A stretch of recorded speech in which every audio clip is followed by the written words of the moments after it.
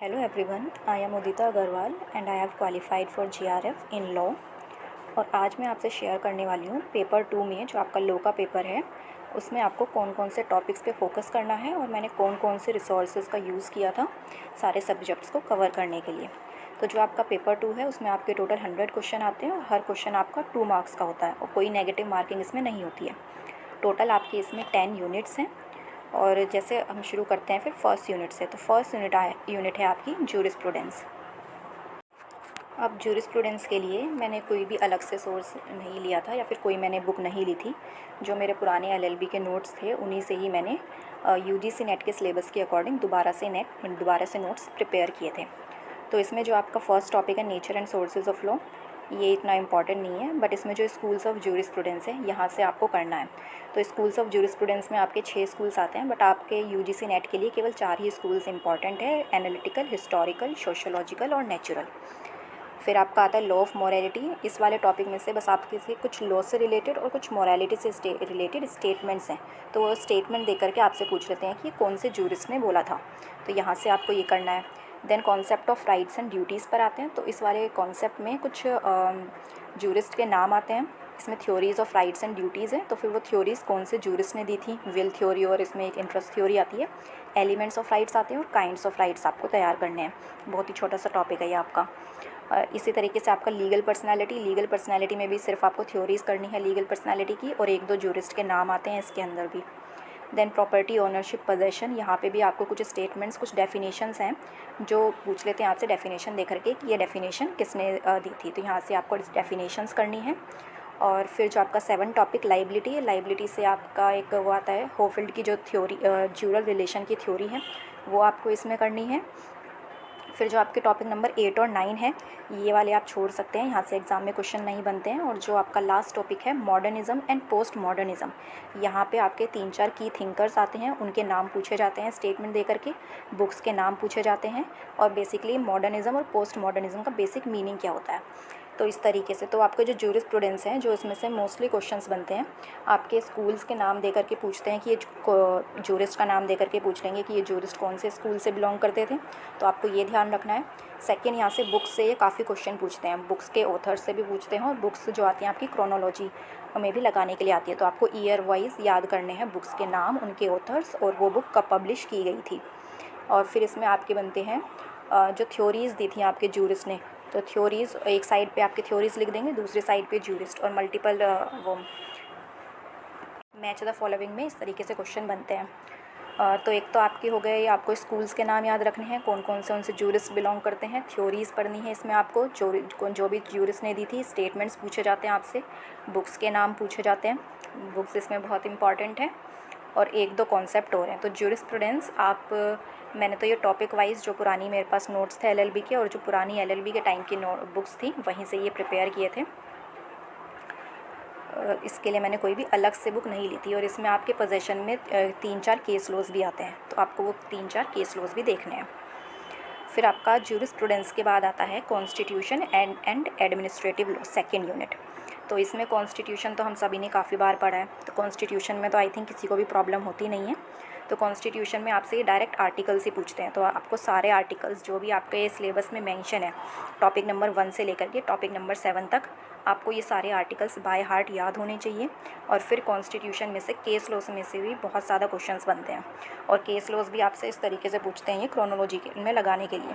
तो जितने भी इंपॉर्टेंट केस लॉज हैं वो आप एक जगह पर लिख लें अपने, और ईयर वाइज उनको लिखें, और इस तरीके से लिखेंगे तो फिर आपको रिवाइज जब करेंगे तो फिर वो आपको याद होने लग जाएंगे। तो अब जो आपका यूजीसी नेट का पैटर्न है क्वेश्चन पूछने का, वो फैक्चुअल बेस्ड ही है मोस्टली, और आपसे काफ़ी सारी चीज़ें ईयर वाइज आपको याद करनी होती हैं इसमें, और कन्वेंशंस इसमें पूछते हैं, बुक्स के नाम पूछते हैं। तो जो भी इस तरीके की चीज़ें हैं जो आपको याद करने वाली हैं, रटने वाली चीज़ें हैं, वो अगर आप एक जगह पर सिस्टमेटिकली लिख लेंगे तो आपको वो याद करने में थोड़ा आसान हो जाएगा। तो मैंने भी यही किया था, जितनी भी ये चीज़ें थी, जैसे कि जितने भी सब्जेक्ट के जो भी इंपॉर्टेंट केस लॉज थे, जो भी इस एग्ज़ाम में पूछे जाते हैं, मैंने वो हर सब्जेक्ट के केस लॉज अलग से मेंशन किए थे, और मतलब एक पेज पर जैसे कॉन्स्टिट्यूशन के लिख लिए, फिर आईपीसी के, और वो मैंने सारे एक ईयर वाइज मेंशन कर लिए थे। तो जब भी मैं अपना रिवाइज़ करने बैठती थी पेपर 2 के लिए। तो सबसे पहले मैं वही सारी चीज़ें रिवाइज़ करती थी, केस लॉज, इंटरनेशनल कन्वेंशंस, जो भी इस तरीके की क्रोनोलॉजी में पूछी जाती हैं। तो 10-12 दिन में वो अपने आप ही आपको चीज़ें याद होने लगेंगी, क्योंकि ये ऐसी ही है याद करने वाली चीज़ें कि एक दिन में आपको याद नहीं होने वाला। जब आप इसको 10-12 दिन कंटिन्यूसली पढ़ेंगे तभी आपको वो चीज़ें याद होनी शुरू होंगी। तो इस तरीके से आप में लिख सकते हैं जब भी, जहाँ पर भी अपने नोट्स बनाएं। फिर आपका इसमें एक एडमिनिस्ट्रेटिव लॉ भी आता है। तो इस एडमिनिस्ट्रेटिव लॉ के अंदर आपको थोड़ा सा मतलब इसमें मोस्टली वही कॉन्स्टिट्यूशन का ही पार्ट आ जाता है। इसमें बस आपको rule of law, natural justice के बेसिक प्रिंसिपल्स देखने हैं। और ये जो जुडिशियल रिव्यू आता है एडमिनिस्ट्रेटिव एक्शन का, इसमें जो ग्राउंड्स हैं इन पर केसेस आपसे पूछे जाते हैं। एक्सेप्शन से भी यहाँ से केसेस पूछे जाते हैं। तो एडमिनिस्ट्रेटिव लॉ में आपका इतना ज़्यादा सिलेबस नहीं है, बस जो आपके सिलेबस में मेंशन है आपको यही टॉपिक वाइज तैयार करना है। और यहाँ से आपको कॉन्स्टिट्यूशन और एडमिनिस्ट्रेटिव लॉ, इन दोनों के ही आपको केसेस बहुत अच्छे से करने हैं, क्योंकि केसेस से यहाँ से बहुत ज़्यादा क्वेश्चंस बनते हैं। और आपके कॉन्स्टिट्यूशन में कुछ इंपॉर्टेंट अमेंडमेंट्स भी हैं, वहाँ से भी आपके क्वेश्चन बनते हैं। तो आपको इसके इंपॉर्टेंट अमेंडमेंट भी तैयार करने हैं। और एक बार शेड्यूल भी देख लेना। तो 12 शेड्यूल है, आपको 12 शेड्यूल के आपको नाम भी पता होने चाहिए। तो कॉन्स्टिट्यूशन का तो आपका ईज़िली आपके बेयर एक्ट में से तैयार हो जाएगा। इसके लिए कोई भी बुक्स लेने की ज़रूरत नहीं है, MP जैन वगैरह ऐसी बुक्स, क्योंकि बुक्स में से कोई फ़ायदा नहीं है पढ़ने का, क्योंकि कॉन्सेप्ट इतने पूछे ही नहीं जाते। आपसे डायरेक्ट आर्टिकल पूछते हैं और आर्टिकल आपके ईज़िली बेयर एक्ट में से कवर हो जाएंगे। अब आती है आपकी third unit, public international law and international humanitarian law. ये जो यूनिट है ये UGC नेट वालों की फेवरेट यूनिट बन चुकी है। यहाँ से आपके 10 से भी ऊपर, मतलब जो दिसंबर वाला एग्ज़ाम हुआ था उसमें इस यूनिट से कम 18 से 20 क्वेश्चन पूछे थे, और पता नहीं कहाँ से पूछे गए थे। बहुत ही रैंडम क्वेश्चन पूछे जाते हैं यहाँ से।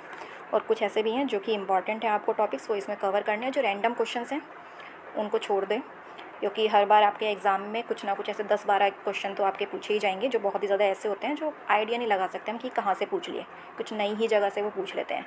जैसे इस बार रैंडम बुक्स के नाम पूछे गए थे, कन्वेंशंस के अंदर से क्वेश्चन पूछ लिए थे काफ़ी, जो इंटरनेशनल कन्वेंशंस होती हैं। तो इस तरीके के क्वेश्चंस पे अपना टाइम वेस्ट ना करें, बल्कि जो 90% जहाँ से हर बार क्वेश्चंस बन रहे हैं आप अपना फोकस मेन वहीं पर ही रखें। तो PIL ये वाला टॉपिक आपको, ये वाली यूनिट आपको बहुत अच्छे से करनी है। ये PIL मैंने इसकी टॉपिक वाइज सारी की सारी ये वीडियोस मैंने इसकी अपलोड कर दी हैं, तो आप वहाँ से भी कर सकते हैं। जो मैंने नोट्स बनाए थे और मैंने जहाँ से प्रिपेयर की थी, वही मेरी पुरानी बुक थी, एक सिंगल्स की रखी हुई थी LLB के टाइम की। कुछ मैंने नोट्स उससे बना लिए थे और कुछ मैंने अलग से इंटरनेट से बनाए थे, गूगल से कर लिए थे। जैसे UN चार्टर मैंने डाउनलोड किया था और उसके जो भी इंपॉर्टेंट प्रोविजंस थे उसके मैंने नोट्स बना लिए थे। तो वो सारे के सारे नोट्स मैंने उन वीडियोज़ में अपलोड कर दिए, आप देख सकते हैं उन्हें। तो इसमें आपको सारे टॉपिक्स करने हैं। इंटरनेशनल में आपको डेफिनेशंस पूछी जाती हैं, जैसे आपकी ग्रे की डेफिनेशन है, ऑस्टिन की डेफिनेशन है। नेचर इसका इंपॉर्टेंट है। नेचर में पूछा जाता है कि कौन से जूरिस्ट ने पब्लिक इंटरनेशनल लॉ को लॉ माना था और कौन से जूरिस्ट ने नहीं माना था। सोर्सेज ऑफ इंटरनेशनल लॉ में आपको आर्टिकल 38 देखना है, statute of the international court of justice. तो उसमें जो 4-5 चीज़ें मेंशन हैं बस यहाँ पे वही है। अब रिकॉग्निशन ऑफ स्टेट और गवर्नमेंट के अंदर आपसे पूछा जाता है, बेसिकली यहाँ से जो सबसे इंपॉर्टेंट है वो है मोड्स ऑफ रिकॉग्निशन।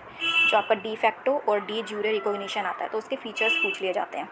तो आपको ये करना है, और 2-3 इसकी डॉक्ट्राइंस भी आती हैं, वो भी आपको करनी है। फिर जो फोर्थ आपका इसमें टॉपिक है नेशनैलिटी, इमिग्रेंट्स, ये इतना इंपॉर्टेंट नहीं है आपका, बस इसमें 1-2 कन्वेंशंस हैं वो पूछ ली जाती हैं आपसे। रेफ्यूजीज़ को लेकर के कन्वेंशन पूछ लेंगे, इमिग्रेंट्स को लेकर के इंटरनेशनल लेवल पे जो कन्वेंशंस हैं। तो ये बहुत ही छोटा सा टॉपिक है, बस इंटरनेशनल कन्वेंशंस के नाम ध्यान रखने हैं आपको, 4th टॉपिक में भी और 5th टॉपिक में भी। देन आपका इसमें मोस्ट इंपॉर्टेंट टॉपिक आता है, topic number 6, United nation and it's organs. तो इसमें आपको जो UN चार्टर है वो आपको पूरा तैयार करना है। उसमें जितने भी जो आपके मेन 6 ऑर्गन्स आते हैं UN के अंदर, तो जो भी 6 ऑर्गन से रिलेटेड आर्टिकल्स हैं वो आपको पता होने चाहिए, वहाँ से क्वेश्चन बनते हैं। और फिर जो आपका इसमें टॉपिक नंबर 7 आता है, सेटलमेंट ऑफ इंटरनेशनल डिस्प्यूट। इसमें आपको ICJ के बारे में पढ़ना है, इंटरनेशनल कोर्ट ऑफ जस्टिस। तो जो टॉपिक नंबर आपका 6 और 7 है, ये मोस्ट इंपॉर्टेंट है आपका PIL के अंदर। यहाँ से तो आपके क्वेश्चन आने ही है हर बार। फिर आपका आता है टॉपिक नंबर 8, इसमें वर्ल्ड ट्रेड ऑर्गेनाइजेशन। अब वर्ल्ड ट्रेड ऑर्गेनाइजेशन में मोस्टली इसकी हिस्ट्री पूछते हैं, ब्रिटन वुड्स कॉन्फ्रेंस के बारे में, और WTO से पहले GATT हुआ करता था। वो जो राउंड्स हुए थे, 8 राउंड्स के बाद WTO बना था, उन राउंड्स के बारे में पूछ लेते हैं। और जो स्ट्रक्चर है, बेसिक स्ट्रक्चर है WTO का, वो पूछते हैं। बाकी WTO के अंदर से आर्टिकल्स वगैरह से डिटेल में क्वेश्चंस नहीं बनते हैं। तो आपको इसमें बेसिक पता होना चाहिए स्ट्रक्चर के बारे में, और WTO की हिस्ट्री के बारे में आपको पता होना चाहिए। फिर आपका आता है इंटरनेशनल ह्यूमैनिटेरियन लॉ। इसमें से भी आपसे इंटरनेशनल लेवल पे जो कन्वेंशंस बनी हुई हैं वहाँ से आपसे क्वेश्चन पूछेंगे। और जो टॉपिक नंबर 10 है आपका इम्प्लीमेंटेशन, ये आप छोड़ सकते हैं, यहाँ से आपके क्वेश्चंस नहीं बनते हैं। तो पब्लिक इंटरनेशनल लॉ आपको बहुत अच्छे से करना है। इसके केसेस आपको बहुत अच्छे से करने हैं, क्योंकि यहाँ से केसेस आपके क्रोनोलॉजी में ही पूछे जाते हैं। केसेस के लिए आप PYQ कर सकते हैं 2019 से लेकर के जितने भी अभी तक हैं 2024 तक के, या फिर एक केस लॉ के लिए बुक आती है परीक्षा मंथन की, उसमें आपके UGC नेट में जितने भी अभी तक क्वेश्चंस आए हैं सब्जेक्ट वाइज वो MCQ की फॉर्मेट में ही दिए गए हैं। तो मैंने अपने जो MCQ हैं वहाँ से प्रिपेयर किए थे, तो आप भी उस बुक में से कर सकते हैं, क्योंकि केसेस बहुत ज़्यादा इंपॉर्टेंट है आपके UGC नेट के ऑलमोस्ट सभी यूनिट्स में से केसेस तो पूछे ही जाते हैं। फिर आपकी आती है यूनिट 4 लॉ ऑफ क्राइम्स। इसमें आपको IPC पढ़ना है। अब यहाँ पे काफ़ी लोगों का कन्फ्यूजन है कि क्योंकि अब IPC हमारी रिपील होकर अब BNS आ चुकी है, तो अभी भी लेकिन कोई भी अपडेट तो किया नहीं है इन्होंने सिलेबस में। तो काफ़ी सारे लोगों को कन्फ्यूजन है कि हमें पुरानी IPC पढ़नी है या फिर जो न्यू है BNS हमको वो पढ़ना है। तो अभी जो दिसंबर वाला एग्ज़ाम हुआ था, अब आपकी BNS तो जुलाई से ही आ चुकी है। प्रीवियसली जुलाई 2024 से आपकी BNS इन्फोर्स हो चुकी है, लेकिन दिसंबर वाले एग्ज़ाम में एक तो यहाँ से IPC में से भी आपके मुश्किल से 4 से 5 ही क्वेश्चन पूछे गए थे।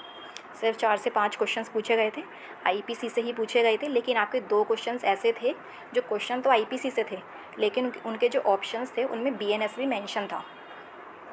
तो हम इस तरीके से आइडिया लगा सकते हैं कि BNS से इस बार भी 1-2 क्वेश्चंस आपको देखने को मिल सकते हैं।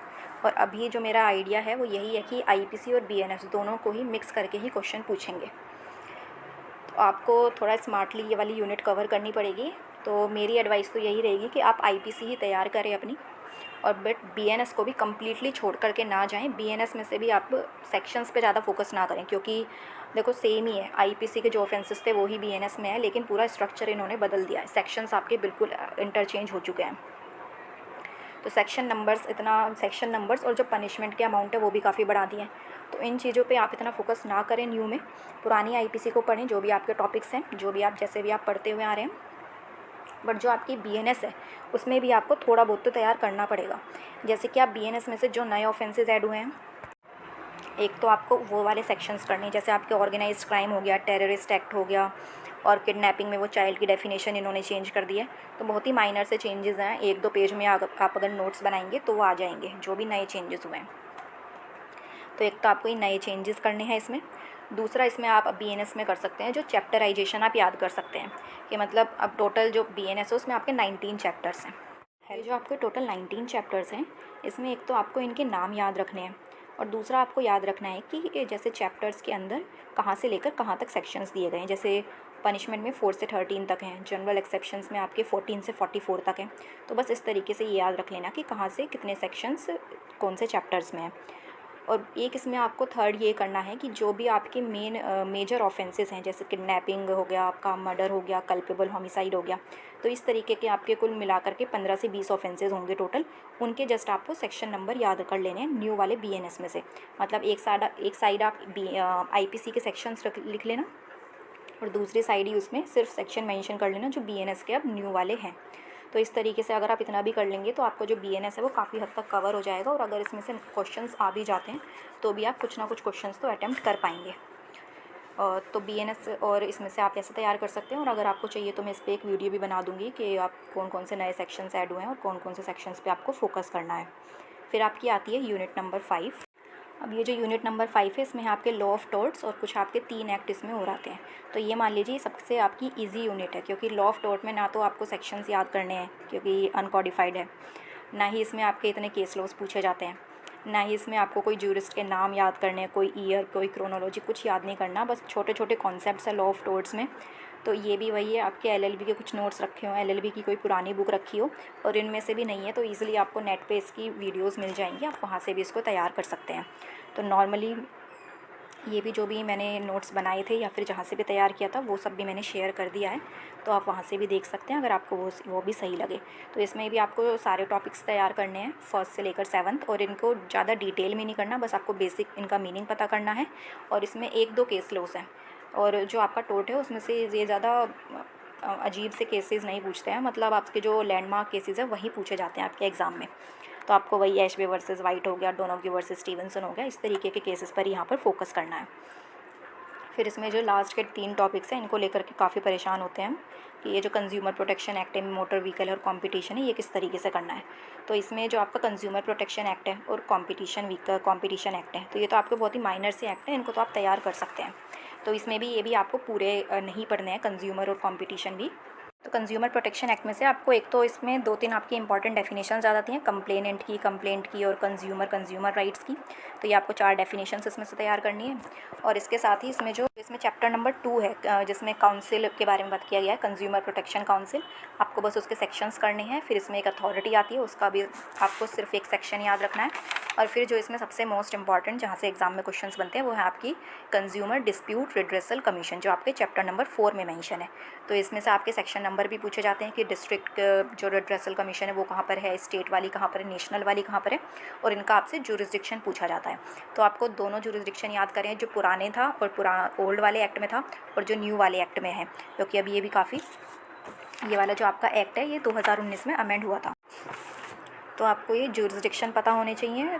इसमें जो चैप्टर नंबर 4 है वो आपको अच्छे से करना है, क्योंकि क्वेश्चन सबसे ज़्यादा इसमें से वहीं से ही बनते हैं। बाकी इतना कुछ इसमें इस एक्ट के अंदर इंपॉर्टेंट नहीं है। एक मीडिएशन के बारे में भी देख सकते हैं आप, सेक्शन नंबर 74, बाकी आप छोड़ सकते हैं इसमें। फिर इसी तरीके से आपका कंपटीशन एक्ट आता है। तो कंपटीशन एक्ट के अंदर आपको चैप्टर नंबर 2 करना है। चैप्टर नंबर 2 में आपके 3-4 सेक्शंस हैं, बस वो सेक्शन नंबर्स आपको ध्यान रखने हैं। एंटी कंपटीशन एग्रीमेंट के बारे में और डोरमेंट पोजीशन के बारे में, और जो कॉम्बिनेशंस के रेगुलेशन वाले सेक्शन है वो करने हैं आपको। फिर इसमें सेकेंड आपको कंपटीशन कमीशन ऑफ इंडिया के बारे में भी पढ़ना है, जो कि आपके चैप्टर नंबर 3 के अंदर मेंशन है। कौन इस्टेब्लिशमेंट करेगा और उसका सेक्शन नंबर और उसकी कंपोजिशन, ये 3 चीज़ें याद करनी है आपको। और तीसरा इसमें जो है आपको वो है अपील से रिलेटेड भी आपको इसके प्रोविजंस करने हैं। तो 3 ये टॉपिक्स हैं जहाँ से आपके कंपटीशन एक्ट में से क्वेश्चंस बनते हैं, और वो भी इतना डीपली ये नहीं पूछते हैं, सेक्शन नंबर पूछ लेते हैं और बस कंपोजिशन में कि कितने मेंबर्स वगैरह होने चाहिए ये सब पूछते हैं। अब आपका आता है मोटर व्हीकल एक्ट। अब मोटर व्हीकल एक्ट का आपका जो है वो काफ़ी लेंदी, मतलब टोटल इसमें 200 से भी ऊपर सेक्शंस हैं और आई थिंक 14 चैप्टर्स हैं इसके अंदर आपके। बट इसमें से क्वेश्चन 1-2 ही बनते हैं, तो 1-2 क्वेश्चंस के लिए आपको इतना बड़ा एक्ट पढ़ने की ज़रूरत नहीं है। और क्वेश्चंस इसमें से मोस्टली जो है ना ये क्लेम ट्रिब्यूनल है, वहाँ से इसके सेक्शंस ही पूछते हैं। तो वहाँ से एक तो आपको वो जो चैप्टर नंबर है आपका चैप्टर नंबर 12, वो आपको इसका अच्छे से करना है। उसमें भी सिर्फ आपको सेक्शन नंबर याद करने हैं। 165 से लेकर के आई थिंक 175 या 176 तक उसके सेक्शंस हैं। आपको जस्ट उनके सेक्शन नंबर याद करने हैं, डिटेल में आपको बिल्कुल भी नहीं पढ़ना है, क्योंकि आज तक डिटेल में नहीं पूछा गया है। उसके बाद आपका एक चैप्टर है जो चैप्टर 10 है वो आपका इसमें डिलीट हो गया था, और थर्ड पार्टी शायद लाइबिलिटी विदाउट फॉल्ट को लेकर के, बस उसका वो पूछ लेते हैं कि कौन से अमेंडमेंट से वो डिलीट हुआ था। और इसमें एक थर्ड पार्टी इंश्योरेंस है, उसका भी बस ये चैप्टर नंबर पूछ लेते हैं। तो डेफिनेशंस वगैरह और बाकी के जो सेक्शंस है वो सब आप छोड़ सकते हैं। बस ये 2-3 टॉपिक आपको करने हैं मोटर व्हीकल एक्ट में से। तो लगभग एक पेज पे ही आपके सारे जो पूरा एक्ट है ना ये कवर हो जाएगा, जो भी इंपॉर्टेंट है इस आपके एग्ज़ाम के पर्पज़ से।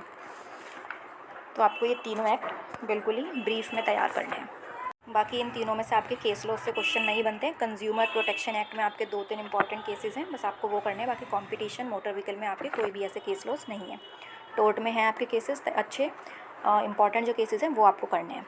फिर आपकी आती है यूनिट नंबर 6 कमर्शियल लॉज। अब इसमें भी आपके काफ़ी सारे एक्ट आते हैं। तो कमर्शियल लॉज में एक तो आपके कॉन्ट्रैक्ट या टॉपिक नंबर 1 से लेकर 4 तक। तो कॉन्ट्रैक्ट में तो आई थिंक किसी को प्रॉब्लम होगी नहीं, वही सिंपल आपको बेयर एक्ट में से तैयार करना ही है। सेक्शन नंबर इसके अच्छे से करने हैं, क्योंकि डायरेक्ट सेक्शन नंबर से पूछते हैं। प्लस आपको इसके केस लॉज भी तैयार करने हैं। केस लॉज में से अगेन अभी आप PYQ भी कर सकते हैं, या फिर आप परीक्षा मंथन की बुक में से भी तैयार कर सकते हैं। फिर जो इसमें बाकी के सब्जेक्ट्स आते हैं, आपका सेल्स ऑफ गुड्स एक्ट हो गया, पार्टनरशिप, नेगोशिएबल और कंपनी लॉ। तो ये जो चारों सब्जेक्ट्स हैं मैंने तो ये बेयर एक्ट में से तैयार किए थे, क्योंकि मेरा LLM मैंने कमर्शियल लॉ से किया है, तो मेरे लिए ये वाली यूनिट काफ़ी ईजी थी। तो इसलिए मुझे इस यूनिट में कोई ज़्यादा प्रॉब्लम हुई नहीं, मैंने सारे एक्ट से बेयर एक्ट में से तैयार कर लिए थे। बट अगर आप जैसे सेल्स ऑफ गुड्स एक्ट है, तो सेल्स ऑफ गुड्स एक्ट में से आप सिर्फ इंडेक्स में से वो वाले सेक्शंस प्रिपेयर कर सकते हैं जहाँ से एग्ज़ाम्स में क्वेश्चंस बने। पूरा एक्ट पढ़ने की ज़रूरत नहीं है, तो इसका आप इंडेक्स देख लेना बेयर एक्ट में से ही, और जहाँ भी मतलब जिन भी सेक्शंस में से क्वेश्चन बने हैं वो अपने इंडेक्स में मार्क कर लेना, और केवल वो वाले आप सेक्शंस याद कर लेना। सिमिलरली आप पार्टनरशिप से कर लेना, पार्टनरशिप एक्ट में से भी। और एक आपका लिमिटेड लाइबिलिटी पार्टनरशिप, ये वाला एक्ट इसमें आपका इंपॉर्टेंट नहीं है, बस आप ये इसका एक्ट का नाम याद रख लेना कि लिमिटेड लाइबिलिटी पार्टनरशिप को लेकर के भी एक सेपरेट एक्ट बना हुआ है, बस उस एक्ट का नाम पूछते हैं, इसके आपसे सेक्शंस नहीं पूछे जाते हैं। फिर आपका आता है नेगोशिएबल इंस्ट्रूमेंट एक्ट। तो ये जो आपका नेगोशिएबल इंस्ट्रूमेंट एक्ट है ये भी आपका काफ़ी बड़ा एक्ट है, मतलब टोटल 148 इसमें सेक्शंस हैं। बट आपको इसमें सारे सेक्शंस नहीं करने हैं। एक तो इसमें आपको सेक्शन नंबर 4 से लेकर के जो 13 तक है, ये वाले सेक्शन आपको सेक्शन नंबर याद रखने हैं। तो पूछ लेते हैं कि भाई बिल्स ऑफ एक्सचेंज क्या होता है, चेक क्या होता है, कौन से सेक्शन में मेंशन है। और फिर आपको इसमें चैप्टर नंबर 17 करना है, वो जो डिसऑनर ऑफ चेक से रिलेटेड है, सेक्शन नंबर 138 से लेकर के 148। तो आपको ये वाले फर्स्ट चैप्टर में 4 to 13 और लेकर आपको लास्ट चैप्टर इसका तैयार करना है। बाकी ये नेगोशिएबल इंस्ट्रूमेंट में से कभी कभी बीच वाले सेक्शंस में से भी रैंडम क्वेश्चंस पूछ लेते हैं। तो बस मैंने तो जो रैंडम सेक्शंस पूछे गए थे, बीच वाला पोर्शन मैंने पूरा छोड़ दिया था नेगोशिएबल इंस्ट्रूमेंट का। जो सिर्फ बीच वाले सेक्शन में से क्वेश्चन पूछे गए थे ना, मैंने सिर्फ वही सेक्शंस तैयार किए थे। तो एक बार आपका अपने नोट डाउन कर लें। जैसे कि एक बार आपका सेक्शन नंबर 20 पूछा गया था, सेक्शन नंबर 31 पूछा गया है इसमें, सेक्शन नंबर 35, सेक्शन नंबर 50 और सेक्शन नंबर 82। तो ये कुछ बीच वाले सेक्शंस हैं, यहाँ से भी ये कभी कभी एक आधा क्वेश्चन पूछ लेते हैं, वरना आपको मेन फोकस इसमें 4 to 13 पे और लास्ट वाले चैप्टर पे ही करना है।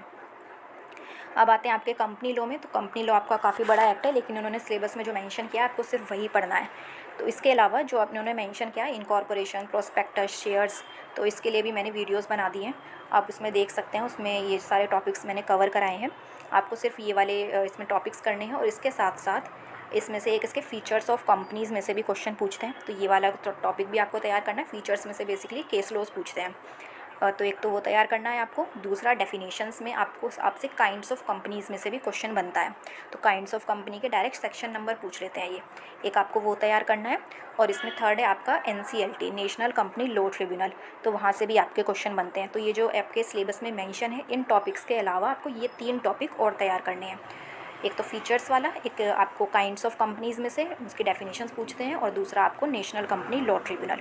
तो ये 3 टॉपिक्स आपको एक्स्ट्रा तैयार करने हैं कंपनी लॉ में। तो ये भी आप बेयर एक्ट में से कर सकते हैं, कोई बुक्स की आपको ज़रूरत नहीं है, या फिर अगर आपके पास बेयर एक्ट नहीं है तो ऑनलाइन डाउनलोड कर लेना और ये वाले टॉपिक्स उसमें से कवर कर लेना। बस सिर्फ आपको सेक्शन नंबर्स ये पूछते हैं। फिर आपकी अगली यूनिट आती है फैमिली लॉ। तो फैमिली लॉ में आपसे हिंदू लॉ से क्वेश्चन आते हैं और मुस्लिम लॉ से क्वेश्चन आते हैं। तो हिंदू लॉ में आपको 4 बेयर एक्ट, 4 एक्ट्स आते हैं आपके। हिंदू मैरिज एक्ट एडॉप्शन से रिलेटेड है, एक एडॉप्शन मेंटेनेंस सक्सेशन एक्ट है आपका। और मुस्लिम लॉ तो आपका मोस्टली अनकॉडिफाइड ही है, और इसमें लेकिन 3 छोटे छोटे एक्ट्स भी हैं जो कॉडिफाइड है मुस्लिम लॉ में। जैसे आपका ट्रिपल तलाक वाला हो गया, एक dissolution of Muslim marriage act है जिसमें ग्राउंड्स ऑफ डाइवोर्स का मेंशन है, और एक आपका डावर से रिलेटेड भी है कि एक मुस्लिम लॉ में।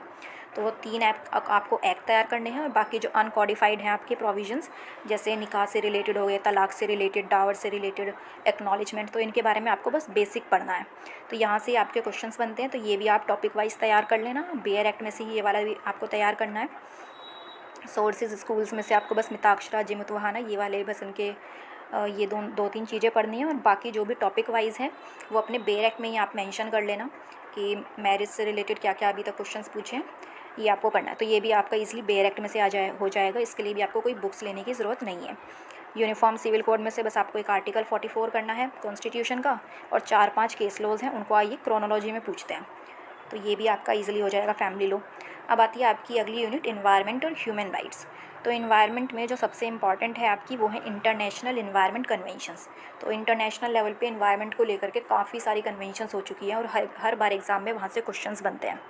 तो आपको क्या करना है, एक जगह पर वो सारी मेंशन कर लेनी है। लाइक सबसे जो पुराने वाली थी वो थी आपकी 1972 की, और जो भी अभी कॉन्फ्रेंस ऑफ पार्टीज़ चल रही हैं वो सारी आपको एक जगह पर मेंशन कर रही हैं, जिससे कि आपको वो याद हो जाएंगी, क्योंकि क्रोनोलॉजी में यहाँ से क्वेश्चंस बनते हैं। और 1-2 कन्वेंशंस ऐसी भी हैं जिनके थोड़े से आर्टिकल्स भी पूछ लेते हैं, जैसे आपकी रियो कन्वेंशन हो गई, तो उनके आपको 1-2 आर्टिकल्स भी देखने हैं। तो ये भी मैंने आपकी एक वीडियो बना दी, आप वहाँ से कवर कर सकते हैं। फिर जो ये फर्स्ट वाला टॉपिक है आपका कॉन्सेप्ट ऑफ एनवायरनमेंट और एनवायरनमेंट पोल्यूशन, इसमें आपका कुछ नहीं है। इसमें बस आपसे जो एनवायरनमेंट पोल्यूशन एक्ट है आपका, एनवायरनमेंट प्रोटेक्शन एक्ट है आपका, उसमें डेफिनेशन है, डिफ़ाइन किया गया है एनवायरनमेंट और एनवायरनमेंट पोल्यूशन को। तो बस वो डेफिनेशंस करनी है आपको। और जो आपके फिर कॉन्स्टिट्यूशन थर्ड वाला टॉपिक आता है, constitution and legal framework for protection of environment in India. तो इसमें आपको कुछ एनवायरनमेंट से रिलेटेड एक्ट्स बने हुए हैं। Environment protection act main act है ये आपका, और इसी तरीके से आपका एयर को लेकर के एक्ट है, वाटर को लेकर के एक्ट है, वाटर पोल्यूशन प्रिवेंशन एक्ट। तो इन एक्ट के ये कुछ सेक्शंस पूछते हैं, और सेक्शंस में भी मोस्टली ये जो पेनल्टीज़ वाले सेक्शन है ना आपके, तो वहाँ से आपके एग्ज़ाम में क्वेश्चन बनते हैं। तो आपको सिर्फ वही वाले सेक्शन पे फोकस करना है, पूरे एक्ट ये नहीं पढ़ने हैं आपको। तो आप बेसिक 1-2 डेफिनेशंस देखेंगे इसकी, और दूसरा आपको ये देखना है कि वो जो इन्वायरमेंट से रिलेटेड जो भी पेनल्टीज़ प्रोवाइडेड हैं इन एक्ट्स के अंदर, वहाँ से आपके एग्ज़ाम में क्वेश्चन बनते हैं, आपको सिर्फ उन्हीं पर ही फोकस करना है, पूरे एक्ट आपको नहीं पढ़ना है। इसमें जो आपका इंपॉर्टेंट है वो है नेशनल ग्रीन ट्रिब्यूनल, इसको आपको थोड़ा सा डिटेल में देखना पड़ेगा, इसके बाकी सेक्शन से भी आपके क्वेश्चंस बन जाते हैं। फिर आपका जो ह्यूमन राइट्स है, आपका concept and development human right में यहाँ से आपसे थ्योरीज़ पूछ लेते हैं ह्यूमन राइट की, और आपसे क्लासिफिकेशन पूछ लेते हैं, तो बहुत ही छोटा सा टॉपिक है ये।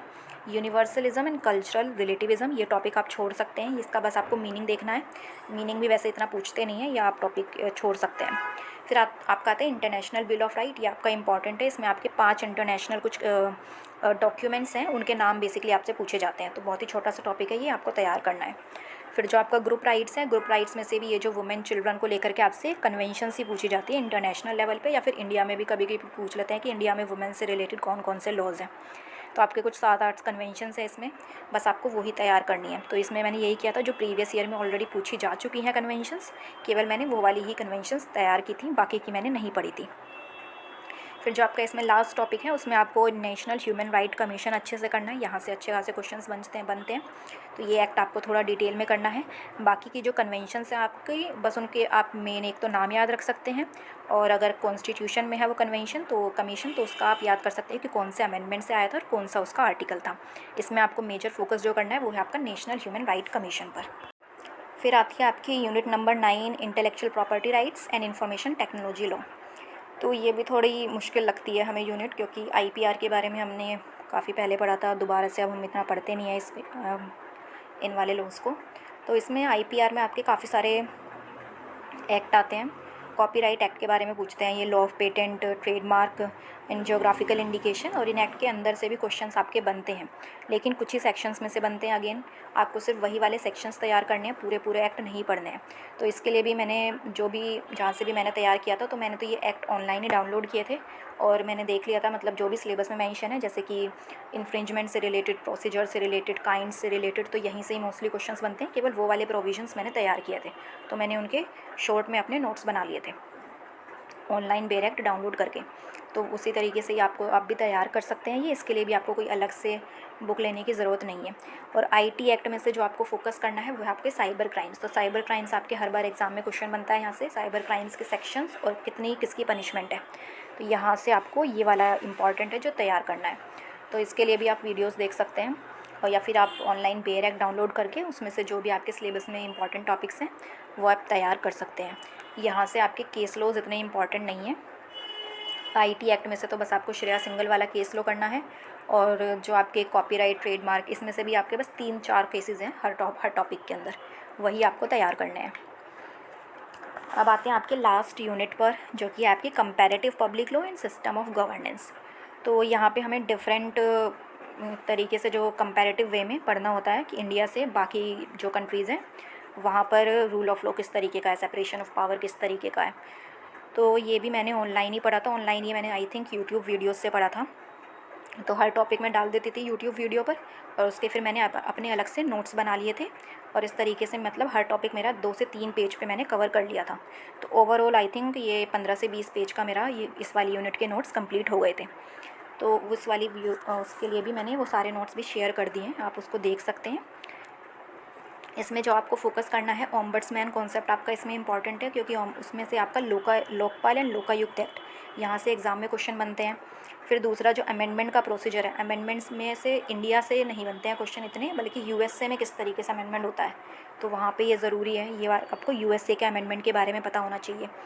और इसमें आपको बेसिकली यूएसए के जो कॉन्स्टिट्यूशन है ना, वहाँ से एग्ज़ाम में क्वेश्चंस हर बार अब बनने लगे हैं। तो आपको एक बार यूएसए का जो कॉन्स्टिट्यूशन है वो थोड़ा अच्छे से करना पड़ेगा। बहुत ही छोटा सा कॉन्स्टिट्यूशन है वैसे, इनका केवल 7 ही आर्टिकल्स हैं, तो आप ईज़िली वो 7 के 7 आर्टिकल्स कर सकते हैं। और उसमें आपको अमेंडमेंट का प्रोसीजर, उनके लेजिस्लेटिव में कौन कौन मेम्बर्स हैं, कौन कौन से हाउसेज़ हैं, जुडिशरी में कौन कौन होता है, तो यहाँ से आपके बस 1-2 क्वेश्चंस बन जाते हैं। और कुछ इंपॉर्टेंट अमेंडमेंट्स भी हैं यूएस के अंदर हुए हैं उसके कॉन्स्टिट्यूशन में, आपसे वो भी अमेंडमेंट्स पूछ लिए जाते हैं। तो एक बार आपको थोड़ा सा यूएसए का कॉन्स्टिट्यूशन यहाँ पे पढ़ना होगा। अब दूसरा, इसमें आपको जो फॉर्म्स ऑफ गवर्नमेंट है उसमें आपको प्रेसिडेंशियल और पार्लियामेंट्री फॉर्म ऑफ गवर्नमेंट, इस पे फोकस करना है। तो इनके फीचर्स पूछे जाते हैं आपसे, मेरिट्स और डीमेरिट्स पूछ लेते हैं। बाकी जो इसमें फर्स्ट टॉपिक है वो आप छोड़ सकते हैं, रेलिवेंस मेथोडोलॉजी, यहाँ से क्वेश्चन नहीं बनते हैं। राइट टू इन्फॉर्मेशन, इंडिया वाला आपको पढ़ना है। इंडिया वाले में बेसिकली ये पूछ लेते हैं कि कितने दिन में अगर आपने आरटीआई लगाई है तो आपको अप्लाई आ जाता है, बस इतना आपको देखना है। तो ये इसमें बहुत ही छोटे छोटे से टॉपिक्स हैं इसके, ये भी आप इजीली कवर कर सकते हैं अपने ही। और मैं यही एडवाइस करूँगी कि जितने भी आपके ये सब्जेक्ट्स हैं आप उसके खुद से लिख करके नोट्स बनाएं। तो अगर आप इस तरीके से नोट्स बनाएंगे तो जब आप उसको रिवाइज़ करते हैं तो आपको वो थोड़ा जल्दी याद होता है। तो इसलिए मैंने तो हर सब्जेक्ट के अपने नोट्स बनाए थे और उन्हीं को ही बार बार रिवाइज़ किया था। और जो भी चीज़ें आपको क्रोनोलॉजी में याद करनी है वो आप एक जगह पर ज़रूर लिखें, जिससे कि वो आप अगर उसे रिवाइज़ करें तो आपको वो धीरे धीरे चीज़ें याद होने लगेंगी। तो रिसोर्सेज़ के लिए बस मैंने एक ही बुक ली थी अलग से, वो थी केस लॉस की बुक, परीक्षा मंथन की। बाकी मैंने कोई भी बुक अलग से परचेज़ नहीं करी थी पेपर 2 के लिए। कुछ मेरे पास LLB के नोट्स पड़े थे, बुक्स पड़ी थी, वहाँ से कर लिया था। जो नहीं था मेरे पास वो मैंने बेयर एक्ट से कर लिया, या फिर ऑनलाइन से बेयर एक्ट डाउनलोड कर लिए, या ऑनलाइन यूट्यूब पे टॉपिक डाल दिए। उस तरीके से मैंने अपने अलग से नोट्स बना लिए थे। तो ये थे मेरे रिसोर्सेज़ और जिस तरीके से मैंने हर यूनिट तैयार की थी। अगर आपको कोई और हेल्प चाहिए तो आप कमेंट बॉक्स में लिख सकते हैं। तो ये जो